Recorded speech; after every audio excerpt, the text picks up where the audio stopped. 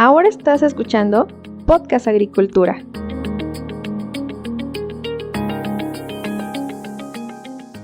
Hola, ¿qué tal? Muy buen día tengan todos ustedes. Me da mucho gusto saludarlos nuevamente. Soy Olmax Ayaca y estamos aquí con Podcast Agricultura y Somos Agricultura. El día de hoy tenemos una gran invitada a quien me voy a permitir presentar a continuación.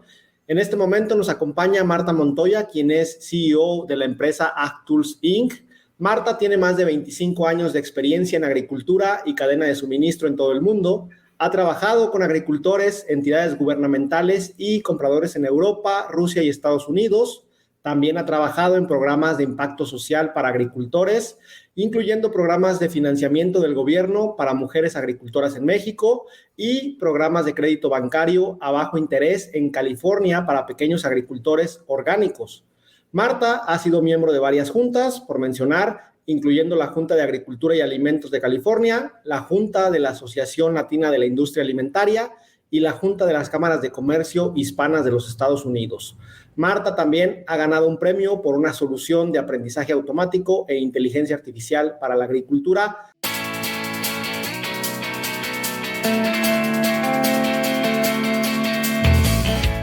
Marta, muchísimas gracias, primero que nada, por estar aquí con nosotros el día de hoy.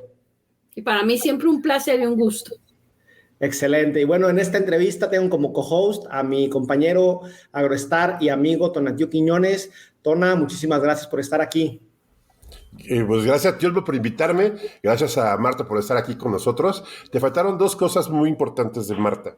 Adelante. La primera, que Marta es muy buena dibujante, tuvo suerte dibuja muy bien, es una gran dibujante, es una gran caricaturista, trabajó con el señor Schultz en la parte de Snoopy, y aparte es muy buena persona, y tanto así que su empresa es, creo que de las cuestiones que más disruptivas del agro a nivel del mundo, y es un placer platicar siempre con ella. Te admiro, Marta, gracias por estar aquí con Olmo, y pues gracias a ti, Olmo, por invitarme y poder participar contigo. Gracias. No, al contrario, gracias a ambos por estar aquí. El día de hoy vamos a platicar sobre la importancia de los datos en la agricultura actual, pero antes de entrar al tema, Marta, me gustaría conocer un poco sobre tu historia con el agro. ¿Cuál fue tu primer contacto con este sector? Desde chiquilla, mi abuelo, mi bisabuelo, mi padre viene de zonas cafeteras de Colombia, del área de Medellín, afuera de Medellín. O sea, desde chiquita yo estaba siempre en las fincas trabajando, disfrutando, porque uno después ya grande se da cuenta la bonita vida que es la finca o los ranchos. Entonces, desde chiquilla, pero también desde chiquilla con mis abuelos y mis tíos, yo escuchaba su continuo quejarse del mundo por no saber qué estaba pasando. Entonces, se me quedó allá en la parte de atrás del cerebro que mis abuelos y mis tíos y todos siempre decían, no sabemos qué pasa por allá afuera, pero aquí entregamos el café y vamos a ver cómo nos va. A la de Dios, decían, a la de Dios. Interesante. Por esta razón, ¿tú estudiaste algo relacionado con agricultura o qué estudiaste? Entonces, tengo un padre que inmigra de la ciudad de Medellín a la ciudad de Bogotá con otros dos personas de Medellín y fundan el primer colegio nocturno en Bogotá o en Colombia, realmente en Colombia, el primer colegio nocturno para las clases trabajadoras. Y empieza la vida de él educadora o de rectorías. Fundaron universidades para gente humilde y crecí en ese mundo. Mi primer trabajo fue de chiquilla tocando la campana del colegio y así arranca mi vida de lo que ahora todo el mundo llama empresas sociales. Bueno, yo crecí en una empresa social toda mi vida. Yo no sabía que era una empresa social, pero era educando a gente que no tenía la posibilidad. Y entonces empiezo a entender, entre que voy, paso con mis abuelos 4 meses del año en las fincas, mientras que veo la situación de la inmigración de las zonas rurales a la ciudad urbana y los choques culturales, sociales, económicos. Y siempre me preguntaba por qué la gente no se quedaba en sus zonas regionales. Y la historia de Colombia es un poquito difícil, que tiene que ver con salir de sus pueblos por razones políticas, razones de guerrillas, razones de muchas razones. Entonces es cuando empiezo a pensar cómo voy a hacer para yo hacer el cambio y estudio lo que estudia mi padre, que es química biología, pero siempre con esa tendencia hacia la región orgánica y hacia lo que es la comida, que es lo que siempre me ha fascinado. Tengo entendido que estudiaste en Estados Unidos y ya que estás contando como esta historia de que a veces era difícil salir de Colombia, ¿cuál es tu historia de cómo llegas de estas fincas locales, de estas fincas tradicionales, a estudiar a Estados Unidos? ¿Qué te motivó? ¿Qué te llevó allá?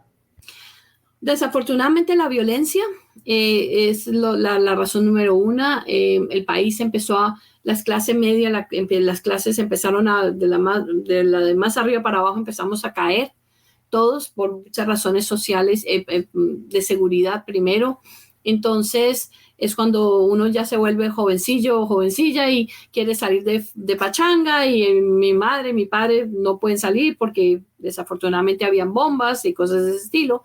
Y realmente en una de las bombas casi pierdo la vida de mis padres. Entonces ellos decidieron que era mejor que yo saliera y buscara una oportunidad y es como salgo hacia Estados Unidos porque era una familia, yo jugué tenis por Colombia y entonces esta familia la había conocido en uno de estos tours y me reciben en Estados Unidos. Y ahí arranca mi vida y no arrancó. Llegué aquí a Prima Donna, yo llegué a limpiar casas, literalmente, empecé a limpiar casas y edificios y empecé como todos los inmigrantes, empezamos desde abajo. Vaya, pues bastante interesante tu historia. Cuéntanos un poco más sobre tus experiencias, porque bueno, decir, tienes 25 años de experiencia es resumir en una frase muy breve muchísimas cosas que has hecho. ¿Nos puedes ampliar un poco más sobre eso que has hecho? Entonces, una de las cosas que cuando llega uno a un nuevo país es bastante, se desajusta y lo más interesante es que yo había visto los inmigrantes de las zonas rurales a la zona urbana de Bogotá, ¿cierto? Entonces, o a Medellín. Entonces, me acuerdo mucho pensando que cómo era que hacían, qué debo yo hacer, porque ya es en otro nivel, pero sigue siendo inmigrante y sigue ajustándose. Y yo te puedo decir que uno se demora entre 5 a 10 años en ajustarse a una nueva vida en una nueva región, cuando estás empezando sobre todo desde abajo, ¿no? Pero lo que sí me llamaba la atención es cómo yo entro, primero lo que a mí me gusta que era mi química, biología, era mi pasión, pero en el mundo orgánico y en el mundo vegetativo, llamémoslo así. Entonces es cuando empiezo a buscar trabajos y esto es un secreto muy interesante que tengo y es cómo hago para buscar un trabajo, así sea limpiando un edificio o limpiando la oficina de una compañía donde yo quiera trabajar. Y aplico para la recepción, para abrir y cerrar la puerta y poner estampitas en una compañía que compraba productos, comida de las Américas para Australia y Nueva Zelanda. Y aplico el trabajo y pues dijeron, bueno, está como que sí puede estampar libros y puede abrir y cerrar las puertas.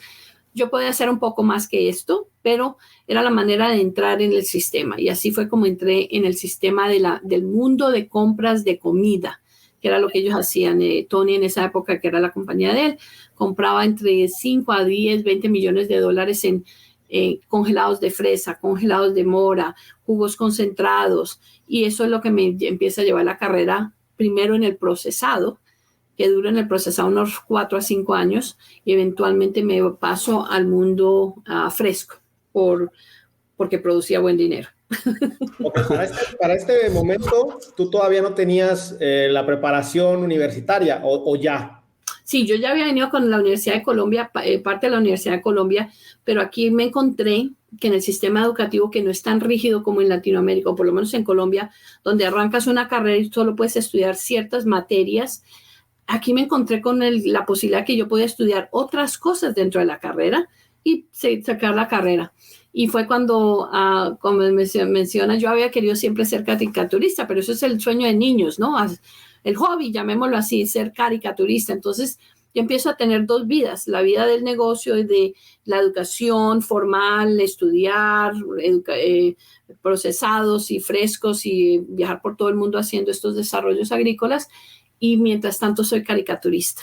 Y entonces me monto en un carro, esa es la historia mía, me monto en un carro y encuentro que el señor Charles Schulz vive en California. Y yo soy caricaturista, y entonces me voy para allá a visitarlo y empieza mi carrera caricaturista y duró casi 15 o 20 años vendiendo los derechos de caricaturas a muchas compañías, a la NASA, a las cadenas de supermercado. Yo vendía tiras cómicas y libros cómicos, mientras que seguía haciendo desarrollos agrícolas mundiales, pero me servía porque yo hacía, cuando había tocado hacer una caja para mangos, yo hacía el dibujito de la caja de los mangos. Tocaba hacer la caja de las bananas, hacía yo la caja de los bananas. Y siempre lo gracioso es que los que recibían los productos decían la de los caricaturas. Nosotros queremos el producto de las caricaturas. Te ayudó con el marketing. Sí, marketing involuntario. Excelente. Tona, ¿algo quieras añadir? Sí, yo creo que aquí es interesante. Yo ya había escuchado la historia de Marta. Marta es muy agradecida con lo que está diciéndonos. Bueno, le agradecemos bastante. Pero ya que estás metida en todo el tema del agro y empieza el tema de emprendimiento, empiezas a ver las posibilidades de crecer, ¿en qué momento nace Actus? Actus, ¿qué momento decides entrar a esto? Realmente Actus nace antes de ser Actus. ¿En qué pasa? Que cuando a mí me mandaban por todo el mundo a hacer desarrollos agrícolas, yo tenía que literalmente ir a los países y me iba a la capital, a donde estaba el gobierno, y físicamente caminaba para buscar datos. A ver, ¿quién es el que tiene el último dato sobre qué se plantó, en qué país, en qué región? Entonces yo, de una manera análoga, yo recogía datos, armaba hojas electrónicas y lo presentaba a los grupos que iban a invertir. Toda la vida hice eso porque yo no podía hacer un proyecto sin yo tener datos. O sea, me parecía un poquito peligroso, número uno, y la reputación mía, ¿no? Que estaba en la línea. Entonces, me conocían ya por todo, me empezaron a conocer un cliente, otro cliente, otra compañía, y empecé a ser conocida porque lo que yo decía estaba con datos. Entonces, mi reputación me traía con un poco de entender datos, así fueran análogos. Pero un día estaba yo en la mitad de una negociación de un comprador de México, entre otras, y un productor, un finquero de Estados Unidos en melones, y uno quería una cosa y el otro quería la otra, y yo veía los datos en los sistemas, y es cuando digo, ¿cómo hago para yo poderle dar los datos a ellos sin que yo esté en la mitad del camino, para que no me crean a mí, sino le crean a un sistema que existe los datos?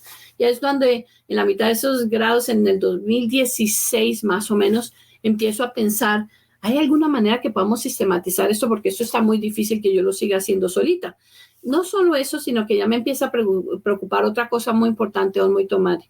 Eso lo saben muy bien, que yo ya había venido encontrándome con la situación de que cada vez que había un problema de alguna índole, el que siempre quedaba impactado era el productor o el agricultor.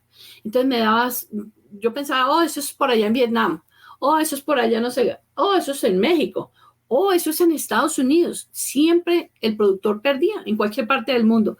Entonces, cuando está pasando, esta comunicación entre el comprador y el productor, yo veo que el productor está casi con las manos atadas de que tiene que entregar el producto porque los productos tienen una vigencia y si no los entrega, pues pierde el productor y los compradores saben. Entonces, ¿cómo le damos una ventaja al productor para que sepa adelantado qué debe hacer, para que no esté maniatado en un momento dado en una relación?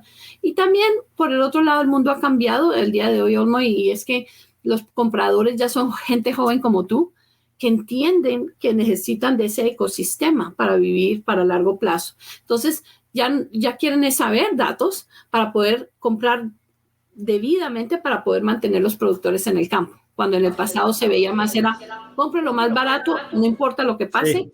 Y ahora ya no, ya hay otra razón social. Y toda esta información creo que la transformas de ser datos, de datos que tomabas de varios puntos, se transforman en información, que es lo que hace Actus. ¿Qué ventajas le da quién te mandaba por esos datos? ¿Cómo los obtenías? ¿En qué momentos decidías convertir datos en información y pues dar esa ventaja al productor? ¿Qué es lo que pasa en ese momento? Es una cosa interesante porque lo primero es que me preguntaba yo, ¿por qué no tenemos datos en campo tanto? Siempre los que tenían datos son los banqueros, por allá los analistas, pero los que están en el campo no teníamos, y digo campo no solamente el productor, estoy hablando de los compradores, de los camiones, o sea, no entendía por qué no tenían. Pero interesantemente, los que tenían más datos son los que manejan lo que llamamos los cultivos estilo trigo, cebada, ¿cierto? Pero son campos grandes y sí, son claro, productores gigantes.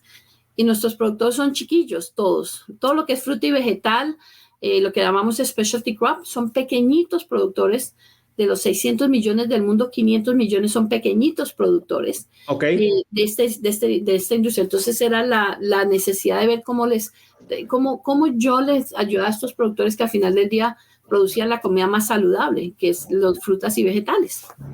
En este sentido, entiendo que pudiste detectar la necesidad de la falta de datos y esto fue lo que motivó el surgimiento de AgTools, ¿o hubo alguna otra razón? Los compradores. Para mí la motivación fue el comprador. Después de estar tantos años en la industria, entendí que cuando algo iba mal no era ni siquiera el productor, porque los compradores hacen estos contratos a largo plazo. Vamos a comprar fresas el siguiente año en tales regiones, vamos a comprar piñas en tal, y dan estos contratos, y los proveedores, porque yo salía de reuniones de compañías, macro compañías, que acaban de dar macro contratos, y todos los productores no estaban en acuerdo, pero no decían una sola palabra. Salían y después se iban a hablar mal. En el sentido de que ahora qué le vamos a hacer, cómo va a ser esto, no saben lo que están haciendo, no entienden esto, pero nadie decía nada, porque pues uno cómo le va a decir al comprador que no sabe lo que está haciendo, pues jamás le va a decir eso. Entonces me empezó a llamar la atención de que, oye, pues eso pasa en Chile, eso pasa en Vietnam, pero en Estados Unidos, wow, es interesante. Entonces eso me motiva de que ya entiendo que como no hay manera que el productor diga nada, entonces ¿cómo hacemos para que el comprador tenga la información sin que sea el productor el que la está diciendo? Y no te creas, en el momento llega COVID-19 y empieza la desesperación del comprador de saber dónde está el producto y empieza ahora todos estos otros debacles mundiales. Y entonces ahora ya los compradores entienden que no, espérate, sí necesito los datos y necesito saber cómo manejar esto. Y por el otro lado, los productores también necesito saber quién produce qué. O sea que llegamos en el momento, nos preparó la vida, me preparó a mí la vida, el momento debido. Y ahí es cuando recluto a mis dos hermanos, que son Gustavo Adolfo y Oscar Gustavo. Les puse el nombre a los dos. Gustavo Adolfo es ciencias de datos, con especialización en datos no relacionales, y mi segundo hermano que es Machine Learning e Inteligencia Artificial, ingeniero aeroespacial, y como yo los traje, o sea, yo me encargué de traerlos, abrir camino, entonces les pasé la cuenta y les dije, muchachos, los necesito para que me ayuden a armar esta compañía, y uno de ellos está a tiempo completo, que es mi compañero Gustavo Adolfo, y mi otro hermano tiene 25% del tiempo trabajando con nosotros, el otro 75% con una compañía de aeroespacial. Vaya, interesante, ¿eh? Al ser una compañía familiar, pues creo que todavía lo que han logrado me resulta más interesante. Marta, si nos pasamos un poco hacia el presente, en este momento, AgTools, ¿qué le ofrece al sector agro? ¿Qué soluciones brindan ustedes? Y también si nos puedes comentar, pues el perfil de cliente que ustedes están buscando. Bueno, primero lo que proveemos al mercado es, y eso lo digo con mucho orgullo, es ingenieros mexicanos. Todo esto es desarrollado por ingenieros mexicanos. En México, en Los Reyes, Michoacán, en Zamora, en Sinaloa, y los que están en Estados Unidos son hijos o nacidos mexicanos. Literalmente este producto es 95% mexicano, menos mis dos hermanos y yo. ¿Ok? Entonces ese es primero. ¿Y por qué eso? Y fue Gustavo Adolfo y yo hicimos esa decisión muy pensante, porque las Américas se comportan muy diferente al resto del mundo en lo que es agricultura. Entonces necesitamos gente que viniera dentro de la cultura, de gente que ha nacido dentro de la cultura. Y entonces son muchachos ingenieros que no se quieren ir de sus lugares, de sus pueblos, de sus ciudades, pero al mismo tiempo quieren quedarse en la industria, pero no quieren estar o no van a estar en el campo. Entonces, eso es lo primero que presentamos, que el producto es hecho con ese pensamiento y con esa mentalidad y con ese proceso de entendimiento del campo, es de las Américas. Otra parte, lo primero. Lo segundo es el hecho que nosotros buscamos a aquellos compradores o aquellos productores que empiezan a entender que cuando se tienen datos se pueden manejar las compañías diferente. Y es difícil porque como venimos manejando la industria a la de Dios, literalmente a la de Dios. Sí. Hey, salieron 10 camiones hoy, a ver cómo los vendo, literalmente, mientras ahora ya voy a tener 10 camiones, ¿cómo planeo vender esto? O hasta cómo planto, cómo corto, cómo hago.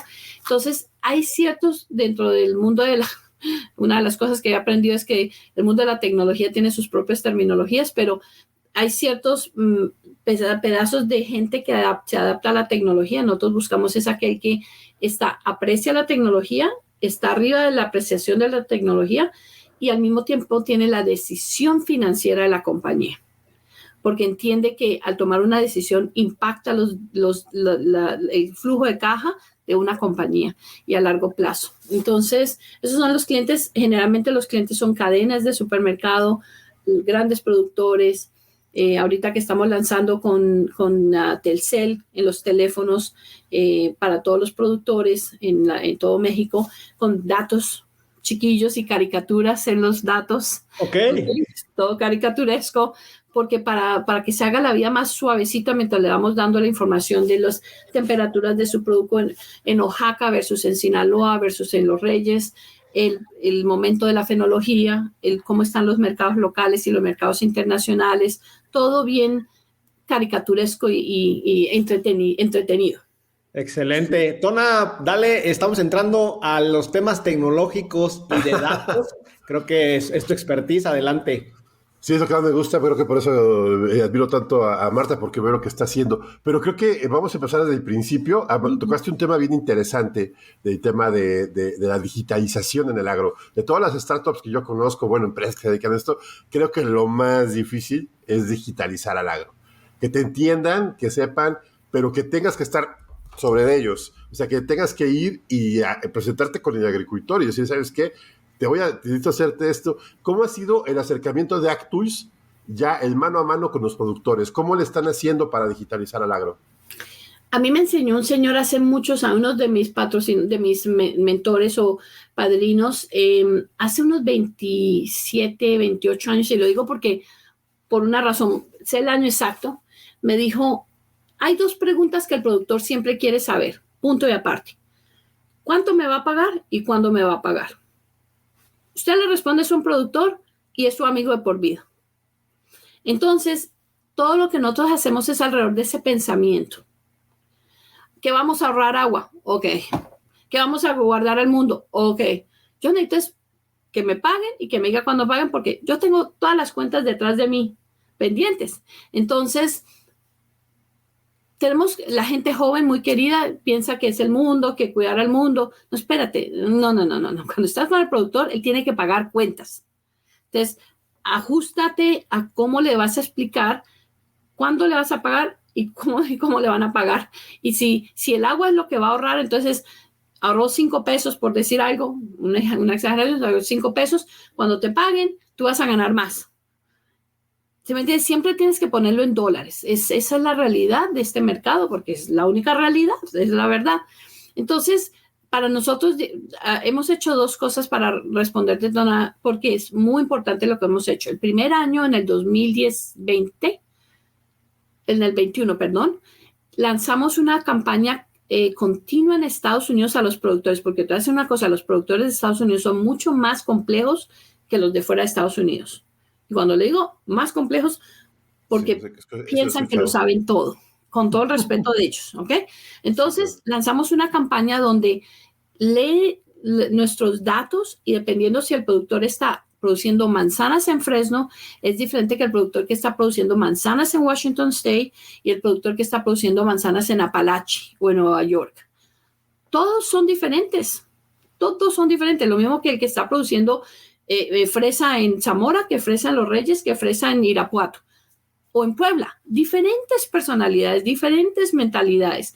Y fuera de eso hay diferentes momentos de producción. Entonces nosotros lanzamos la campaña en Estados Unidos en el 2021, que es una campaña donde le dice, ¿dónde estás localizado? Y le empezamos a mandar información que es relevante, que si estoy en el momento de plantar, estoy pensando cuánto dinero voy a gastar, qué voy a gastar. Entonces, ¿cómo fue el año pasado la cosecha, los últimos 5 años?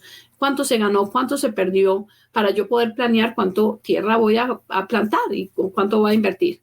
Versus el productor que ya está sacando, que está cosechando, está pensando cómo está el mercado en McAllen, cómo está el mercado en la Plaza de México, cómo está el mercado saliendo para China. Entonces, son dos mentalidades diferentes. Entonces, la adaptación ha tenido que ver que en el 22 lanzamos la campaña en México y en Latinoamérica haciendo testing, no vendiendo, escuchando al productor a través de qué es lo que habría, cuándo lo habría, por qué habría más en el 27 de diciembre, que es un martes, versus el 27 de diciembre, que es un jueves, el miércoles el siguiente año, porque son conductas muy diferentes a la ciudad.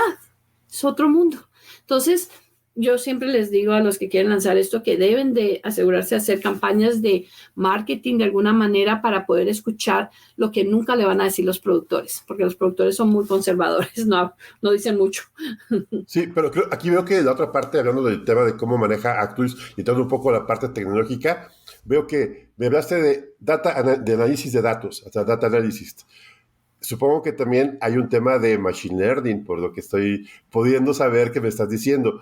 Y hay un componente de inteligencia artificial que están ya metiendo para poder llegar a entrenar un algoritmo y hacer una predicción. O sea que Actus le está ofreciendo al productor con un teléfono lo que yo le decía a muchos tecnólogos que a veces les hace muy complicado decirles, cuando me preguntan, una mañana me tuve una entrevista y me preguntaron lo mismo, ¿cómo llegaría la inteligencia artificial al sector agro? Pues en un celular y lo tienen a la mano. ¿O qué es lo que ofrece y cómo lo has visto este proceso? Porque supongo que fue natural, ¿no? Porque para el agro las cosas funcionan así. Bueno, primero que todo el mundo piensa que ese era el productor, visitar al productor. Yo llevo 25 años visitando productores por todo el mundo. O sea que tú dime el país, los conozco desde Pakistán hasta aquí en la esquina. ¿Sí me entiendes? Los conozco, entiendo sus conductas, entiendo sus pensamientos, entiendo la dinámica de la familia, donde el caballero es el que está afuera arando, trabajando, pero quien está pagando las cuentas es la esposa, la hermana, la tía, la mamá, la matrona, que es la que llamamos nosotros, es la encargada en Pakistán, en Vietnam y en Chile. ¿De qué se compra? Más aún, en Colorado. Hicimos una entrevista de unos 15 productores, unos 10, 15 productores blancos, señores blancos de 50, 60, 70 años. Y la pregunta era muy clara. ¿Quién decide lo que se compra en la finca? Mi mamá, mi esposa, mi tía, mi hermana, porque ellos se encargan es de la finca. Pero ¿quién decide la finanza? La señora. Entonces, esa dinámica es mundial, porque al final de cuentas, 95% de las fincas de este mundo son negocios familiares. ¿Y quién manda en la casa? La mujer. Las mujeres. Él se ve muy, muy querido y muy guapo y muy fuertón allá afuera, pero la que hace la nómina, la que va al banco, la que haga los pagos, todo eso es ella. Entonces ella es la que controla mucho las finanzas de la casa. Entonces hay que saberle hablar que cuando mis fabulosos jóvenes llegan allá a los campos, tienen que empezar a pensar que deben de estar hablando con la señora allá en la casa, en la finca, no en el campo. ¿Ok? Sí. Entonces, eso es una de las dinámicas que son importantes y la comparto abiertamente, porque entre más entendamos esa dinámica, más vamos a avanzar el agro y vamos a mantener al agro, ¿no? Eso sin contar de que en muchas fincas, en muchos lugares, especialmente en nuestro tipo de commodity, son mujeres cabezas de hogar, que están de la familia. Entonces, también hay que tener cuidado con eso. Entonces, esa es una de los puntos más importantes, entender la dinámica de ellos. Y cómo entonces ya empiezas a escuchar y después a expandir más rápido. Y volvemos a lo mismo, ¿cuándo me pagas y cómo me pagas? Porque allá la señora atrás está esperando que, hey, acaba de ser el negocio. Lo digo yo con mi marido, lo primero que dice, cuando mi marido firma un negocio, le digo, y me dice, sí, nos van a pagar tal día, sí. Las mujeres estamos al día viendo a ver cómo pagamos las cuentas. Así es, efectivamente. ¿Algún otro punto, Tona? Sí, y bueno, a mí me queda muy claro que el manejar todo un mercado agrícola en el punto de vista de los datos, de sensitividad. Y creo que hay un punto bien interesante que cuando tuve oportunidad de platicar contigo me gustó mucho, Marta, el hablar de la parte humana de lo que hace Actus, de a quién le dan oportunidad, cómo se la dan, quiénes trabajan en Actus y para qué y cómo los ves tú como la CEO. O sea. Primero que todo son jóvenes que están recién graduados y los tomamos recién graduados para que no se nos vayan a las ciudades. Es lo primero. llámenme, el que quiera, que no se vayan de sus pueblos, de sus ciudades, mantengan la familia, quédense con los padres, con los hermanos, con los tíos. Entonces, lo primero es, tenemos la paciencia porque venimos de padres educadores, de dueños de colegios, de universidades. Entonces, Gustavo, mi hermano, tiene una paciencia tremenda y enlista a los muchachos. Mi hermano, gracias a Dios, le fue muy bien. Él fue uno de los primeros ingenieros de Amazon, fue uno de los primeros ingenieros de varias compañías, entonces la hizo bien. Entonces, cuando yo le pedí que viniera a ayudarme, él entendió la función social más grande que era, sí, ayudar a los finqueros, los rancheros, los productores, pero también cómo ayudamos a los muchachos a quedarse en las regiones y ayudarnos a crecer la industria. Entonces, traer estos muchachos es importante porque los entrenamos, los mantenemos. Muchachas, tenemos ingenieras de sistemas en el sistema, mujeres latinas, hispanas, mexicanas trabajando. Y eso es lo único que nosotros estamos continuamente buscando ruralmente, productores. No buscamos a nadie en ningún otro lugar. Esa es la número 1. La número 2 es la parte administrativa del negocio, la parte agrónoma y administrativa, también todos jóvenes de las regiones, porque lo mismo, vamos a lo mismo, podemos entrenar. ¿Sabes qué? Hay una cosa muy interesante y esto lo leí yo en Colombia cuando yo estaba creciendo. Hay un científico muy famoso que es el científico Patarroyo en Colombia, de un pueblito de la nada, pero un científico que descubrió, no me acuerdo cuál vacuna. Y ese mismo muchacho, como muchos muchachos iban a estudiar al colegio de mis padres, que eran súper inteligentes, pero vienen de lugares que nadie se espera. Tenemos, yo pienso, y es conociendo el mundo, tenemos una de las personas más inteligentes de todo el mundo, que la gente cuando yo las presento, hasta CEOs me dicen, oye, ¿quién es esta muchacha? ¿Quién es este muchacho? Porque no pueden creer que son tan inteligentes porque como son mexicanos o mexicanas, y pues no se ven así altototes, no se ven así no sé qué, y quedan en shock. Literalmente ayer estaba hablando con un cliente gigante y me dice, no, y me traes a Paula. Paula es pequeñita. Paula es de los Reyes, Michoacán, pero Paula, así, una de las mujeres más inteligentes con las que yo he trabajado. Porque estas son como diamantes por ahí perdiditos, pero de pronto se le da la oportunidad y brinca. No, pues un saludo a Paula desde aquí. Debe ser vecina porque yo estoy aquí en Los Reyes, Michoacán también. No te creo. Oye, pues no vas a ir a Paula porque están las oficinas de nosotros.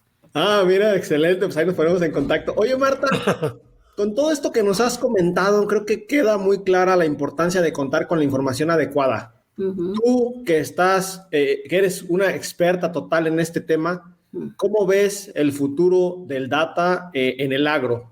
Apenas vamos comenzando, creo yo, a realmente recabar datos. No sé tú qué opines. ¿Cuándo va a explotar realmente este asunto? Primero que todo, tenemos una responsabilidad muy importante social con datos. Y tengo que ser voy a ser muy fregona y cansona con esto. Pero los datos tienen que ser verídicos, bien sacados, porque hay decisiones que van a tomar seres humanos que van a impactar familias por hacerlo a las medias, ¿no? Entonces, yo le llamo que hay muchas lagunas de datos, lo que llaman lagoons en Estados Unidos. Hay muchas lagunas de datos en el mundo y hay mucha gente vendiendo datos sin comprobarlos. Nosotros no dejamos colocar un solo dato hasta que no hablamos con la persona que autorizó, incluso en los sistemas de computador o en cualquier momento, que estos datos hayan sido colocados en el sistema. Acabo de terminar precisamente con Tailandia, porque tengo una duda de ciertos datos, de ciertas cosas, y quise averiguar. Tengo dudas con ciertos datos de todos lados. Hay tantas dudas, y yo me pregunto, ¿cómo es que antes la gente compra estos datos? Entonces, la primera responsabilidad es como tener perdón la comparación, un revólver con una ruleta rusa. Sí. No puedes hacer esto, tienes que tener fijo los números de ¿cómo se llaman? Los bullets, las balas. Las balas, perdóname, el número de balas exacto, porque cuando le estás tirando, esta gente va a tomar decisiones de rentar 5 acres, 400 acres, porque los datos me dicen que esto y aquello. Entonces, la responsabilidad moral y social es muy importante en datos. Eso, y yo vengo diciendo hace un par de meses, te vas a reír, Tonat, de que debemos de dar más clases de filosofía. No de religión, sino de filosofía en el mundo, para que los muchachos y la gente empiece lo bien y lo malo, la moralidad, todas estas cuestiones, ¿no? Sí, más en estos tiempos que se pierde bastante la línea entre una cosa y otra, ¿no? Sí, bastante. Pues, sí, no, tiene que ser, esto es una situación moral, porque el futuro de los siguientes 15, 20 años depende de lo que hagamos hoy. Sí, claro. Sí, está muy fuerte el tema de cómo va a cambiar el mundo. Uh-huh. Pues yo creo que en general, Actools a mí se me hace una de las empresas que están siendo catalizadores del cambio. Y principalmente creo que, Marta, es muy interesante ver todo lo que estás haciendo por el cambio. Acérquense a ver a Actools, los casos de negocio, toda la información. ¿Cómo te encuentras, Marta? Creo que es importante que tengas tus datos, que sepan cómo encontrar Actools, dónde están. Primero que todo, estamos en todas las Américas, en el sentido de que tenemos, y te voy a agradecer, Tonario, porque una de las personas que ahora trabaja con nosotros nos escuchó la vez pasada y trabaja ahora con nosotros en dos personas, Villavicencio, Colombia. Y si ustedes fijan en el mapa, no es una ciudad grande, Villavicencio es chiquitillo, por allá perdido saliendo por las pampas de Colombia. Y nos escucharon, y gracias a ti y a esto tenemos 2 personas de zona regional. Entonces es marta@ag.tools, no ag.tools.com. No se me van a confundir, porque el mundo de Silicon Valley cambió y ahora todos somos menos .coms. Claro.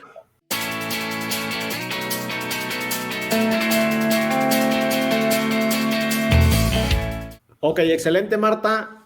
Quiero agradecerte por tu tiempo y disposición para esta conversación. Quiero agradecer también a Tona por habernos puesto en contacto. Para finalizar, me gustaría pedirte un comentario final para la audiencia del podcast.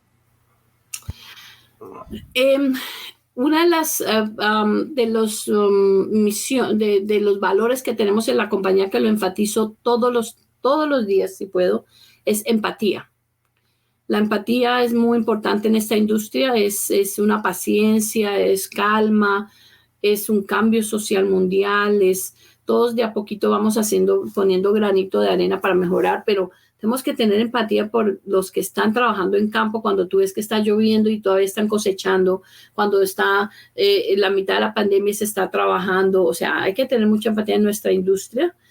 Tengo clientes que empiezan a las 3 de la madrugada y terminan a la medianoche, porque la industria se mueve muy rápido, no puedes perder tiempo, donde te descuides puedes perder todo lo que ganaste en un año, lo puedes perder en un camión. Todo lo que ganas es así. Los porcentajes son muy chiquillos. Entonces, empatía, mucha empatía por nuestra gente y paciencia. Excelente, Marta. Muchísimas gracias a todos ustedes. Muchísimas gracias por estar ahí. Recuerden que yo los espero muy pronto con un nuevo episodio del podcast. Hasta luego. Hasta luego.